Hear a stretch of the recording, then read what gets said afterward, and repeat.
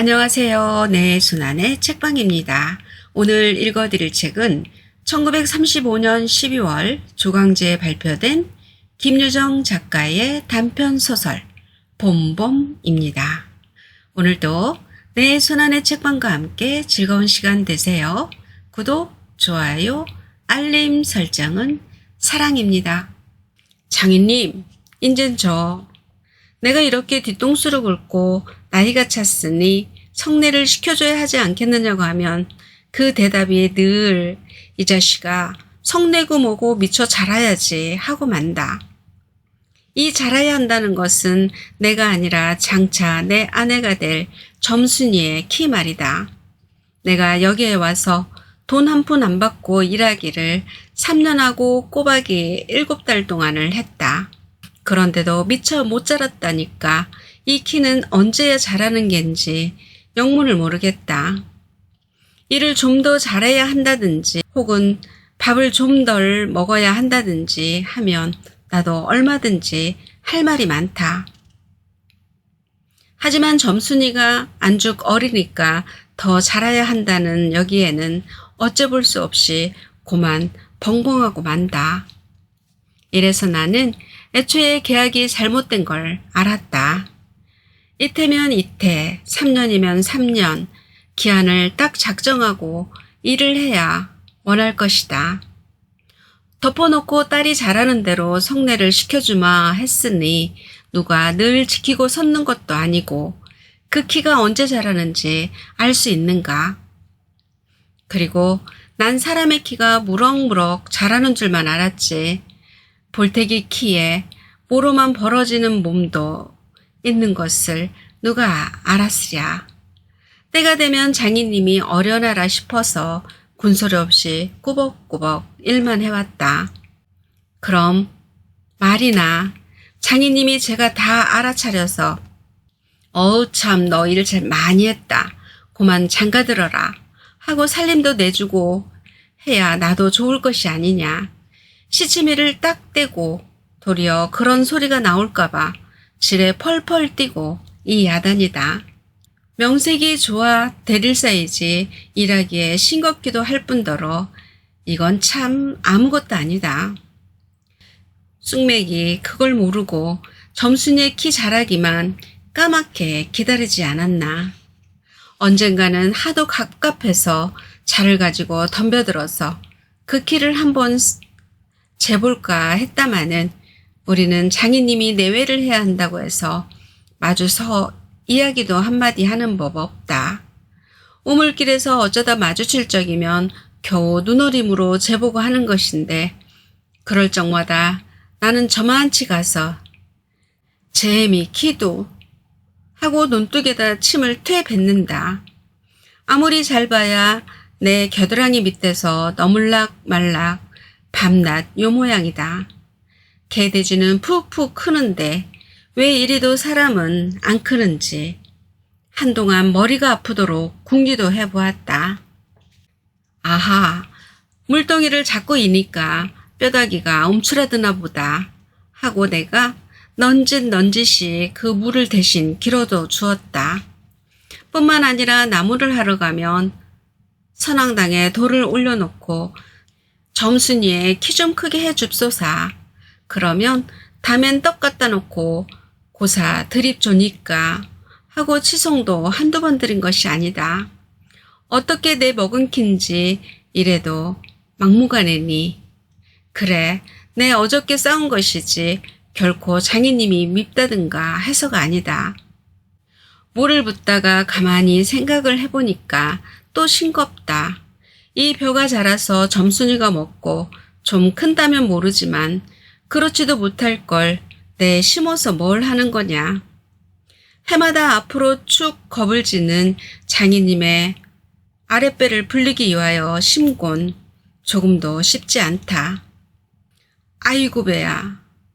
난 뭘 붓다 말고 배를 쓰다듬으면서 그대로 논뚝으로 기어올랐다. 그리고 겨드랑이에 꼈던 벼 담긴 키를 그냥 땅바닥에 덜썩 떨어뜨리며 나도 덜썩 주저앉았다. 일이 암만 바빠도 나 배 아프면 고만이니까 아픈 사람이 누가 일을 하느냐.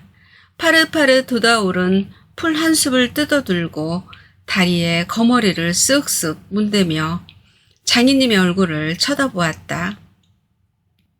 눈 가운데서 장인님도 이상한 눈을 해가지고 한참 날 노려보더니 너 이 자식 왜 또 이래, 응? 배가 좀 아파서요 하고 풀 위에 슬며시 쓰러지니까 장인님은 약이 올랐다. 저도 논에서 철벙철벙 둑으로 올라오더니 잡은 참내 멱살을 움켜잡고 뺨을 치는 것이 아닌가. 이 자식아, 일 허다 말면 누굴 망연을 셈속이냐. 이 대가리를 까눌 자식. 우리 장인님은 약이 오르면 이렇게 손버릇이 아주 못됐다. 또 사위에게 이 자식 저 자식 하는 이놈의 장인님은 어디 있느냐. 오작해야 우리 동리에서 누굴 물러나고 그에게 욕을 안 먹는 사람은 명이 짧다 한다. 조그만 아이들까지도 그를 돌라 세워놓고 욕피리 하고 손가락질을 할 마치 두루 인심을 잃었다. 허나 인심을 정말 잃었다면 욕보다 읍의 배참뽕댁 마름으로 더 잃었다. 본디 마름이란 욕잘하고 사람 잘 치고 그리고 생기길 호박개 같아야 쓰는 거지만 장인님은 외양이 똑 됐다. 장인이 닭 한 마리나 좀 보내지 않는다든가 애벌놈 때 품을 좀 안 준다든가 하면 그의 가을에는 영락없이 땅이 뚝뚝 떨어진다. 그러면 미리부터 돈도 먹이고 술도 먹이고 안달 제신으로 돌아치던 놈이 그 땅을 슬쩍 돌아앉는다. 이 바람에 장인집 빈 외양간에는 눈깔 커다란 황소한 놈이 절로 엉금엉금 기어들고 동리사람은 그 욕을 다 먹어가면서도 그래도 굽신굽신 하는 게 아닌가. 그러나 내겐 장인님이 감히 큰소리할 계제가 못 된다. 뒷생각은 못하고 뺨 한 개를 딱 때려놓고는 장인님은 무색해서 덤덤히 쓴 침만 삼킨다. 난 그 속을 퍽 잘한다. 조금 있으면 길도 꺾어야 하고 모도 내야 하고 한창 바쁜 때인데 나 일 안 하고 우리 집으로 그냥 가면 고만이니까. 작년 이맘때도 트집을 좀 하니까 늦잠 잔다고 돌멩이를 집어던져서 자는 놈의 발목을 삐게 해놨다. 사날씩이나 건승 끙끙 앓았더니 종당에는 거방 꿀상이 되지 않았는가. 얘 그만 일어나 일 좀 해라. 그래야 올가래 벼 잘 되면 너 장가들지 않니? 그래 귀가 번쩍 뜨여서 그날로 일어나서 남이 이뜰품 드릴 논을 혼자 삶아 놓으니까 장인님도 눈깔이 커다랗게 놀랐다. 그럼 정말로 가을에 와서 혼인을 시켜줘야 원 경우가 옳지 않겠나. 벼섬을 척척 들여놓아도 다른 소리는 없고 물동이를 이고 들어오는 점순이를 담배통으로 가리키며 이 자식아 미처 커야지 족을 데리고 무슨 혼인을 한다고 그러니온 하고 난 낯짝만 붉게 해주고 고만이다. 골김에 그저 이놈의 장인님 하고 대떨에다 메꽂고 우리 고향으로 내뺄까 하다가 꾹꾹 참고 말았다. 참말이지 난 이 꼴하고는 집으로 차마 못 간다. 장가를 들러갔다가 오작 못 났어야 그대로 쫓겨왔느냐고 손가락질을 받을 테니까. 논둑에서 벌떡 일어나 한풀 죽은 장인님 앞으로 다가서며 난 갈태야요. 그동안 사경 쳐내슈 뭐. 너 사이로 왔지 어디 머슴살러 왔니? 그러면 얼씬 성례를 해줘야 안 하지요. 밤낮 부려만 먹고 해준다. 글쎄 내가 안 하는 거냐? 그년이 안 크니까 하고 얼음얼음 담배만 담으면서 늘 하는 소리를 또 늘어놓는다. 이렇게 따져나가면 언제든지 늘 나만 미치고 만다. 이번엔 안 된다 하고 대뜸 구장님한테로 단판 가자고 소매자락을 내걸었다. 아, 이 자식이 왜 이래 어른을. 안 간다고 뻗디디고 이렇게 호령은 제멋대로 하지만 장인님 제가 내 기운은 못 당한다. 막 부려먹고 딸은 안 주고 게다 땅땅 치는 건 다 뭐야. 그러나 내 사실 참 장인님이 미워서 그런 것은 아니다. 그 전날 왜 내가 쇠고기 맞은 봉우리 화전밭을 혼자 갈고 있지 않았느냐. 밭 가생이로 돌 적마다 야릇한 꽃내가 물컥물컥 코를 찌르고 머리 위에서 벌들은 가끔 붕붕 소리를 친다. 바위 틈에서 샘물 소리밖에 안 들리는 산골짜기니까 맑은 하늘의 봄볕은 이불속같이 따스하고 꼭 꿈꾸는 것 같다. 나는 몸이 나른하고 몸살이 나려고 그러는지 가슴이 울렁울렁하고 이랬다. 어러이, 말이, 마음 이렇게 노래를 하며 소를 부르면 어느 때 같으면 어깨가 으쓱으쓱한다. 웬일인지 반도 갈지 않아서 온몸에 맥이 풀리고 대구 짜증만 난다. 공연히 소만 들입다 두들기며 아니야 이 망할 자식의 소 대리를 꺾어들라. 그러나 내 속은 정말 아냐 때문이 아니라 점심을 이고 온 점순이의 키를 보고 우라가 났던 것이다. 점순이는 뭐 그리 썩 이쁜 계집애는 못 된다. 그렇다고 또 개떡이냐 하면 그런 것도 아니고 꼭 내 아내가 돼야 할 만치 그저 툭툭하게 생긴 얼굴이다. 나보다 10년이 아래니까 올해 16인데 몸은 남보다 2살이나 덜 자랐다. 남은 잘도 훤칠이들 크건만 이건 위아래가 뭉툭한 것이 내 눈에는 헐없이 감참해 같다. 참외 중에는 감참외가 제일 맛 좋고 이쁘니까 말이다. 둥글고 커다란 눈은 서글서글하니 좋고 좀 지쳐 찢어졌지만 입은 밥술이나 훅쿡히 먹음직하니 좋다. 아따, 밥만 많이 먹게 되면 팔자는 고만 아니냐. 헌데 한 가지 파가 있다면 가끔가다 몸이 너무 빨리빨리 논다. 장인님은 이걸 채신이 없이 들까분다고 하지만 그래서 밥을 나르다가 때없이 풀밭에다 깨박을 쳐서 흑두성이 밥을 곧잘 먹인다. 안 먹으면 무안해 할까 봐서 이걸 씹고 앉아놓으라면 으적으적 소리만 나고 돌을 먹는 겐지 밥을 먹는 겐지. 그러나 이날은 웬일인지 성한밥 채로 밥머리에 곱게 내려놓았다.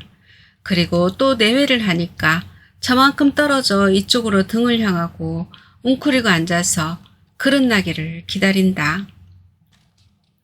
내가 다 먹고 물러섰을 때 그릇을 와서 챙기는데 그런데 난 깜짝 놀라지 않았느냐. 고개를 푹 숙이고 밥 함지에 그릇을 포개면서 날더러 들으라는지 혹은 제 소리인지 밤낮 일만 하다 말 텐가 하고 혼자서 쫑알거린다. 고대 잘 내외하다가 이게 무슨 소린가 하고 난 정신이 얼떨떨했다. 그러면서도 한편 무슨 좋은 수나 있는가 싶어서 나도 공중을 대고 혼잣말로 그럼 어떻게 하니까? 성례시켜달라지 뭘 어떻게 하고 되알지게 쏘아붙이고 얼굴이 밝아져서 산으로 그저 도망치를 친다. 나는 잠시 동안 어떻게 되는 심판인지 맥을 몰라서 그 뒷모형만 덤덤히 바라보았다. 봄이 되면 온갖 초목이 물이 오르고 싹이 트고 한다. 사람도 아마 그런가 보다 하고 며칠 내에 부쩍 잘한 듯 싶은 점순이가 여간 반가운 것이 아니다. 이런 걸 멀쩡하게 안즉 어리다고 하니까 우리가 구장님을 찾아갔을 때 그는 쌀이문 밖에 있는 돼지 우리에서 죽을 퍼주고 있었다. 서울에 좀 갔다 오더니 사람은 점잖아야 한다고. 오쌤이 양쪽으로 뾰족이 뻗치고 그걸 에헴 하고 늘 쓰담는 손버릇이 있다. 우리는 멀뚱히 쳐다보고 미리 알아챘는지 왜 일들 허다 말고 그래 하더니 손을 올려서 그 에헴을 구장님, 우리 장인님과 춤에 계약하기를 먼저 덤비는 장인님을 뒤로 떼다 밀고 내가 허둥지둥 달려들다가 가만히 생각하고 아니 우리 빙장님과 춤에 하고 첫 번부터 다시 말을 고쳤다. 장인님은 빙장님 해야 좋아하고 밖에 나와서 장인님 하면 괜스레 골을 대려고 든다. 뱀도 뱀이라야 좋냐고 창피스러우니 남 듣는 데는 제발 빙장님, 빙모님 하라고 일상 말조짐을 받아오면서 난 그것도 자꾸 잊는다. 당장도 장인님 하다 옆에서 내 발등을 꾹 밟고 곁눈질을 흘기는 바람에야 겨우 알았지만 구장님도 내 이야기를 자세히 듣더니 퍽 딱한 모양이었다. 하기야 구장님뿐만 아니라 누구든지 다 그럴 게다. 길게 길러둔 새끼 손톱으로 코를 후벼서 저리 탁 튀기며 그럼 봉필씨 얼른 성례를 시켜주구려. 그렇게까지 제가 하고 싶다는 걸 하고 내 짐작대로 말했다. 그러나 이 말에 장인님이 삿대질로 눈을 부라리고 아 성내고 뭐고 이 계집년이 미처 살아야 할 게 아닌가 하니까 고만 얼스룩해서 입맛만 쩍쩍 다실 뿐이 아닌가. 그것도 그래. 그래 거긴 사는 동안에도 안 자랐다니 그킨 언제 자라지요? 다 그만두고 사격 내시오. 글쎄 이 자식아 내가 크질 말라고 그랬니? 왜 나보고 떼냐? 빅모님은 참새만 한 것이 그럼 어떻게 일났지요? 사실 장모님은 점순이보다도 귓배기 하나가 적다. 장인님은 이 말을 듣고 껄껄 웃더니 코를 푸는 척하고 날 은근히 골리려고 팔꿈치로 옆 갈비뼈를 퍽 치는 것이다. 더럽다. 나도 종아리에 파리를 쫓는 척 허리를 구부리며 어깨로 그 궁둥이를 꽉 떼밀었다. 장인님은 앞으로 오질끈하고 쌀이문깨로 쓰러질 듯하다 몸을 바로 고치더니 눈총을 몹시 쏘았다. 이런 쌍년의 자식하곤 싶으나 남의 앞이라서 차마 못하고 섰는 그 꼴이 보기에 퍽 쟁그러웠다. 그러나 이 말에는 별반 신통한 규정을 얻지 못하고 도로 논으로 돌아와서 뭐를 부었다. 왜냐면 장인님이 뭐라고 귓속말로 쏘곤쏘곤 하고 간뒤다. 구장님이 날 위해서 조용히 데리고 아래와 같이 일러주었기 때문이다. 웅태의 말은 구장님이 장인님에게 땅 두마지기 얻어 붙이니까 그때 깨었다고 하지만 난 그렇게 생각 않는다. 자네 말도 하기야 옳지. 나이 찼으니까. 아들이 급하다는 게 잘못된 말은 아니야. 하지만 농사가 한참 바쁠 때 일을 안 한다든가 집으로 달아난다거나 하면 손해째로 그것도 진역을 가거든. 여기에 그만 정신이 번쩍 났다. 왜 요전에 삼포밀서 산에 불 좀 놓았다고 진역 간 거 못 봤나? 제 산에 불을 놓아도 징역을 가는 건데 남의 농사를 버려주니 죄가 얼마나 더 중한가. 그리고 자넨 정장을 간다지만 그러면 괜시레 죄를 들쓰고 들어가는 걸세. 또 결혼도 그렇지. 법률에 성년이란 게 있는데 21가 돼야지 비로소 결혼을 할 수가 있는 걸세. 자넨 물론 아들이 늦을 걸 염려하지만 점순이로 말하면 이제 겨우 16이 아닌가. 그렇지만 아까 빙장님의 말씀이 올 가래는 열일을 제치고라도 성례를 시켜주겠다 하시니 좀 고마울 겐가. 빨리 가서 뭐 붙던 거나 마저 붙게. 군소리 말고 어서 가. 그래서 오늘 아침까지 끽소리 없이 왔다. 장인님과 내가 싸운 것은 지금 생각하면 전혀 뜻밖의 일이라 안 할 수 없다. 장인님으로 말하면 요즘 막 자긴들에게 행세를 좀 하고 싶다고 해서 돈 있으면 양반이지 별게 있느냐 하고 일부러 아랫배를 툭 내밀고 걸음도 뒤틀리게 걷고 하는 이 판이다. 이까짓 낮쯤 두들기다 남의 땅을 가지고 모처럼 닦아놓았던 가문을 망친다든지 할 어른이 아니다. 또 나로 논지면 아무쪼록 잘 돼서 점순에게 얼른 장가를 들어야 하지 않느냐. 이렇게 말하자면 결국 어젯밤 몽태네 집에 마실 간 것이 썩 나빴다. 낮에 구장님 앞에서 장인님과 내가 싸운 것을 어떻게 알았는지 대고 빈정거리는 것이 아닌가. 그래, 맞고도 그걸 가만둬? 그럼 어떡하니? 임마, 봉피를 목판에다 거꾸로 박아놓지 뭘 어떡해. 하고 괜히 내 대신 화를 내가지고 주먹질을 하다 등장까지 쳤다. 놈이 본시 괄갈은 하지만 그래놓고 날더러 석유값을 물라면 막 찌다우를 붓는다. 난 어안이 벙벙해서 잠자코 앉았으니까 저만 연신 짓거리는 소리가 밤낮 일만 해주고 있을 테냐? 영득이는 1년을 살고도 정갈 들었는데 넌 4년이나 살고도 더 살아야 해. 내가 세 번째 사이인 줄이나 아니? 세 번째 사이. 남의 일이라도 분하다 이 자식아. 우물에가 빠져 죽어. 나중에는 겨우 손톱으로 목을 따라고까지 하고 제 아들같이 함부로 훅 닦였다. 별의별 소리를 다해서 그대로 옮길 수는 없으나 그 줄거리는 이렇다. 우리 장인님이 딸이 셋이 있는데 맏딸은 재작년 가을에 시집을 갔다. 정말은 시집을 간 것이 아니라 그 딸도 대릴 사이를 해가지고 있다가 내보냈다. 그런데 딸이 10살 때부터 19, 즉 10년 동안이나 대릴 사이를 갈아들이기를 동네에선 사이 부자라고 이름이 났지만은 14놈이란 참 너무 많다. 장인님이 아들은 없고 딸만 있는 거로 그 다음 딸을 대릴 사이를 해올 때까지는 부려먹지 않으면 안 된다. 물론 머슴을 두면 좋지만 그건 돈이 드니까 일 잘하는 놈을 고르느라 연팡 바꿔드렸다.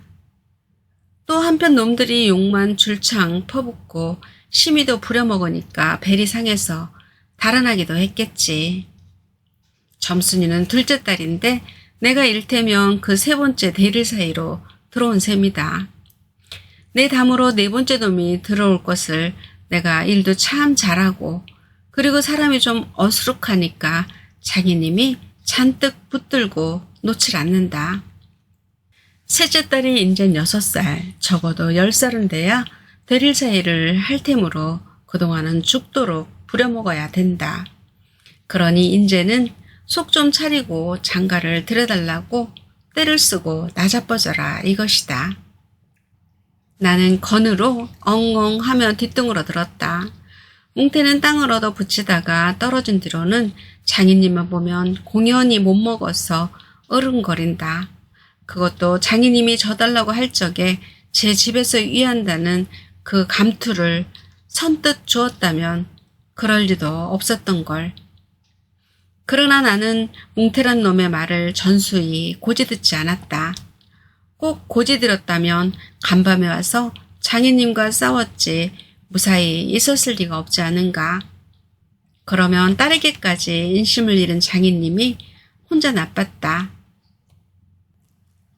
실토이지 나는 점순이가 아침상을 가지고 나올 때까지는 오늘 또 얼마나 밥을 담았나 하고 이것만 생각했다. 상에는 된장찌개하고 간장 한 종지, 조밥 한 그릇, 그리고 밥보다 더 수부룩하게 담은 산나물이 한 대접 이렇다. 나물은 점순이가 틈틈이 해오니까 2대접이고 4대접이고 멋대로 먹어도 좋으나 밥은 장인님이 한 사발 외엔 더 주지 말라고 해서 안 된다. 그런데 점순이가 그 상을 내 앞에 내려놓으며 제 말로 짓거리는 소리가 고장님한테 갔다 그냥 온담 그래? 하고 엊그제 산에서와 같이 대우 쫑알거린다. 따는 내가 더 단단히 덤비지 않고 만 것이 좀 어리석었다. 속으로 그랬다.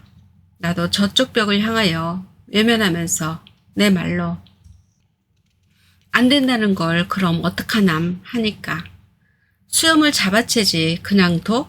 이 바보야 하고 또 얼굴이 빨개지면서 성을 내며 안으로 셀쭉하니 티 들어가지 않느냐. 이때 아무도 본 사람이 없었기에 망정이지 보았다면 내 얼굴이 애미 잃은 황새 새끼처럼 가엾다 했을 것이다. 사실 이때만치 슬펐던 일도 또 있었는지 모른다. 다른 사람은 앞만 못생겼다 해도 괜찮지만 내 아내가 될 점순이가 병신으로 본다면 참 신세는 따분하다. 밥을 먹은 뒤 쥐개를 쥐고 일터를 가려다가 도로 벗어던지고 바깥 마당 공석이 위에 드러누웠어 나는 차라리 죽는 이만 갖지 못하다 생각했다. 내가 일 안 하면 장인님 저는 나이가 먹어 못하고 결국 농사 못 짓고 만다. 뒷짐으로 트림을 꿀꺽하고 대문 밖으로 나오다 날 보고서 이 자식아 너 왜 또 그러니? 관격이 났어요. 아이고 배야. 기껏 밥 처먹고 나서 무슨 관격이야. 남의 농사 버려주면 이 자식아 진역 간다 봐라. 가도 좋아요. 아이고 배야. 참말 난 일 안 해서 진역 가도 좋다 생각했다. 이로 아들을 낳아도 그 앞에서 바보 바보 이렇게 별명을 들을 테니까 오늘은 10쪽엔 안 돼도 결정을 내고 싶었다. 장인님이 일어나라고 해도 내가 안 일어나니까 눈에 독이 올라서 저편으로 휑하게 가더니 지게 막대기를 들고 왔다. 그리고 그걸로 내 허리를 마치 돌 떠넘기듯이 쿡 찍어서 넘기고 했다. 밥을 잔뜩 먹고 딱딱한 배가 그럴 적마다 퉁겨지면서 벨창이 꼬인 것 같이 여간 킹키지 않았다. 그래도 안 일어나니까 이번에는 배를 지게 막대기로 위에서 쿡쿡 찌르고 발길로 옆구리를 차고 했다. 장인님은 원체 심정이 굳어서 그렇지만 나도 저만 못하지 않게 배를 채웠다. 아픈 것을 눈을 꽉 참고 넌 해라. 난 재미난 듯이 있었으나 볼기짝을 후려 갈길 적에는 나도 모르는 결에 벌떡 일어나서 그 수염을 잡아챘다마는 내 골이 난 것이 아니라 정말은 아까부터 부엌뒤 울타리 구멍으로 점순이가 우리들의 꼴을 몰래 엿보고 있었기 때문이다. 가뜩이나 말 한마디 톡톡히 못한다고 바보라는데 몇 가지 잠자코 맞는 걸 보면 짜정 바보로 할 게 아닌가. 또 점순이도 미워하는 이까진 놈의 장인님. 나곤 아무것도 안 되니까 막 때려도 좋지만 사정 보아서 수염만 채고 저기까지 잘 들리도록 이걸 까실라 보다 하고 소리를 쳤다. 장인님은 더 약이 올라서 자분참 지게 막대구로 내 어깨를 그냥 내려 갈궜다. 정신이다 아찔하다.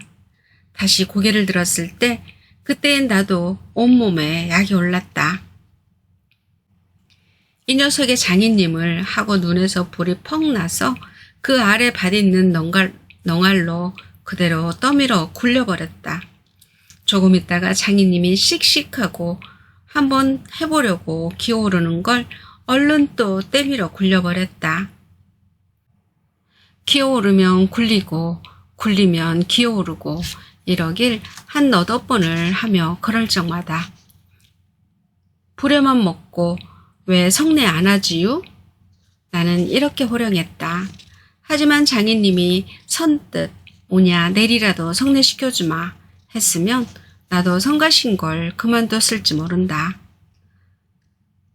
나야 이러면 때린 건 아니니까 나중에 장인 쳤다는 누명도 안 들을 터이고 얼마든지 해도 좋다.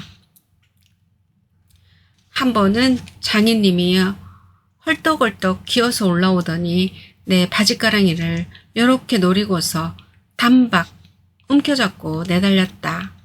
악 소리를 치고 나는 그만 세상이 다 팽그르 도는 것이 빙장님, 빙장님, 빙장님. 이 자식 잡아먹어라, 잡아먹어. 할아버지, 살려줍소, 할아버지. 하고 두 팔을 허둥지둥 내 저을 적에는 이마에 진땀이 쭉 내솟고 인젠 참으로 죽나보다 했다. 그래도 장인님은 놓질 않더니 내가 기어이 땅바닥에 쓰러져서 거의 까무라치게 되니까 놓는다. 더럽다, 더럽다. 이게 장인님인가? 나는 한참을 못 일어나고 쩔쩔맸다. 그렇게 얼굴을 드니 눈에 참 아무것도 보이지 않았다. 사지가 부르르 떨리면서 나도 엉금엉금 기어가 장인님의 바지가랑이를 꽉 움키고 잡아 낚았다. 내가 머리가 터지도록 매를 막 얻어맞은 것이 이 때문이다. 그러나 여기가 또한 우리 장인님이 유달리 착한 곳이다.